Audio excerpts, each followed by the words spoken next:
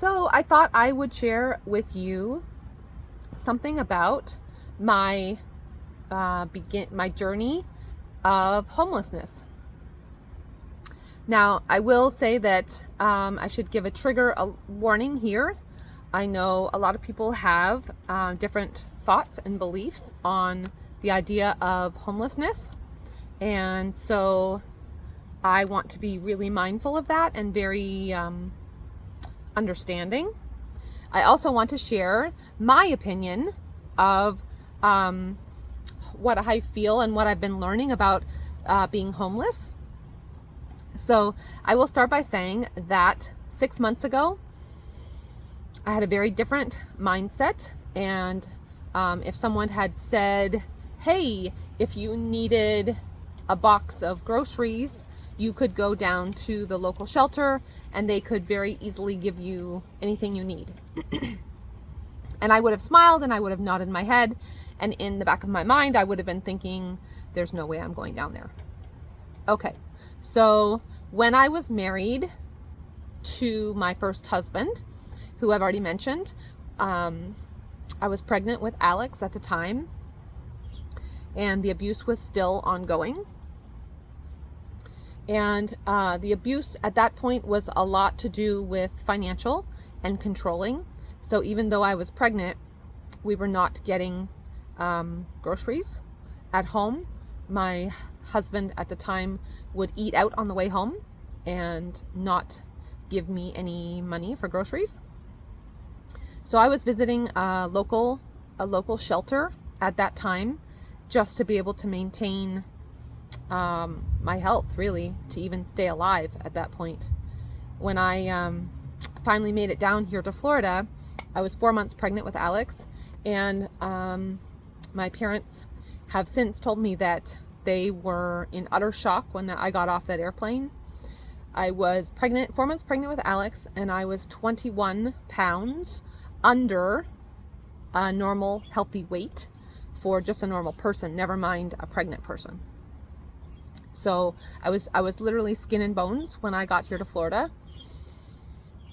But I'm so thankful that my parents opened their arms and their door, and we were able to live with them until I could get into Resurrection House, which is another amazing program that I am looking forward to sharing with you in the coming videos. So back to homelessness. When I went to the shelter to get food where we were living at the time, the shelter was trying, I'm sure, their very best. I want to make it clear that I feel no ill will toward the shelter by any means, but the fact of the matter is that many times when I opened my box from the shelter, there was moldy bread, items that were not the best quality. And in order to save Alex's life, many times I ate that moldy bread. And it was a rough time. Really, really rough. But it kept me alive. It kept Alex alive, more importantly. And I was able to get down to Florida. And Alex is healthy, happy, wonderful 20-year-old today. So no worries about the moldy bread. Just part of my story. So it's important to share. I want you guys to know all my story so that you know that there's always a plan and there's always good days and bad days, but that does not mean that we get the choice to stop sharing our sunshine. Okay, all that to say, back to homelessness. So I have actually come to understand that I will never call someone homeless in a negative connotation ever again. Instead, I call the amazing men and women that I am meeting amazing off-gridders, OAGs for short. I think that being an amazing off-gridder requires tons and tons of stick-to-itiveness, tons of adventure, some spirit, tons of ingenuity.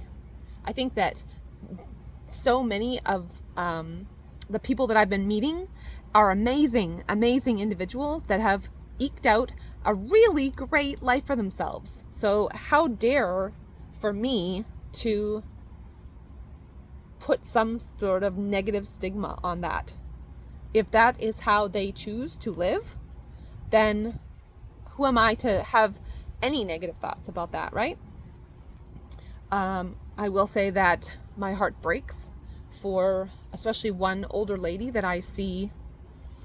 She sleeps on a blanket on the concrete next to a building that I frequent. And I am looking forward to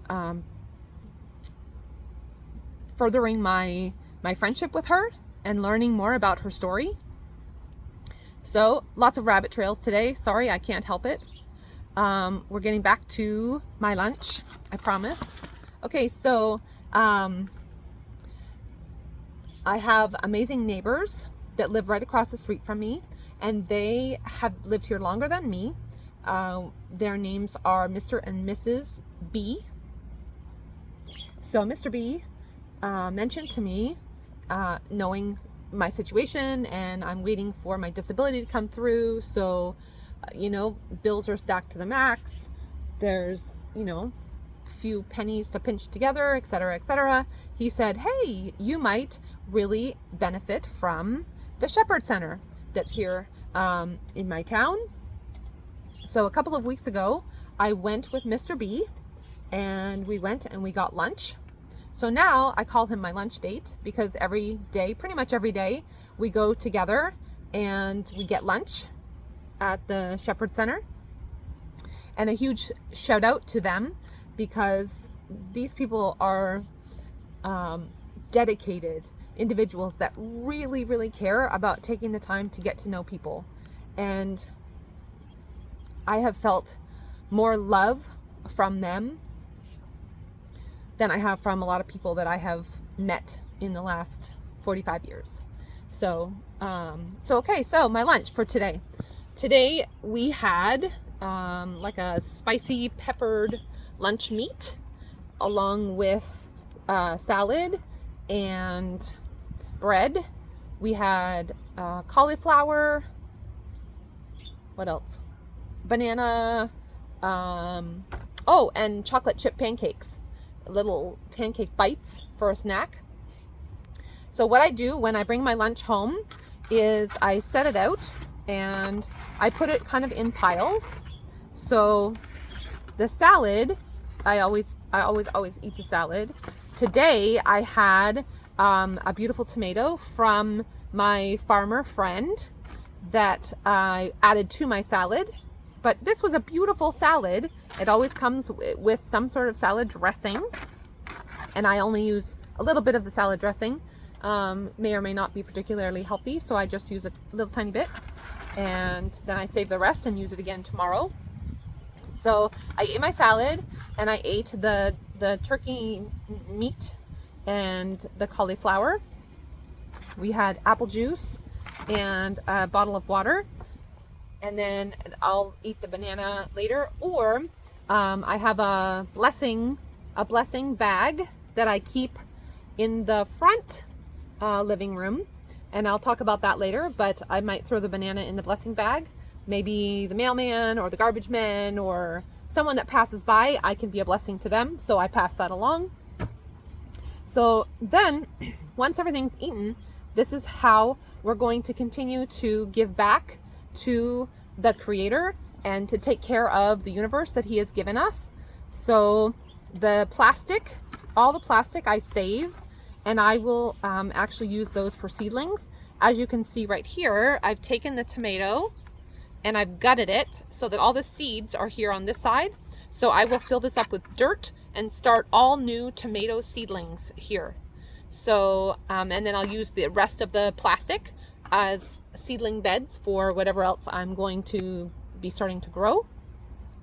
And then I will also use this carton as another seed container to start seedlings or little sprout plants that I have growing. So nothing will go to waste. The napkins that are given are perfect for burning in my fireplace, so that will be recycled as well. So the only thing I'm left with really is the fork, which I will wash and reuse. This is a really great quality fork. The other day I even got a purple spoon. I was so excited. Anyway, and then this will go and be saved for tomorrow or whenever, if I want to go to the garden and just pick a salad easy, then I have a little salad dressing left for that. So I just wanted to share that with you guys because, you know, it's something that never would have occurred to me, and something that may be helpful for you to consider. Hopefully some of these things will get your juices flowing and maybe be helpful to you. Just thought I would put that out there. I love you guys. Please make sure that you are always sharing the sunshine with others so that all of our gardens can grow. And I can't wait to see you next time. Take care for now. Bye-bye.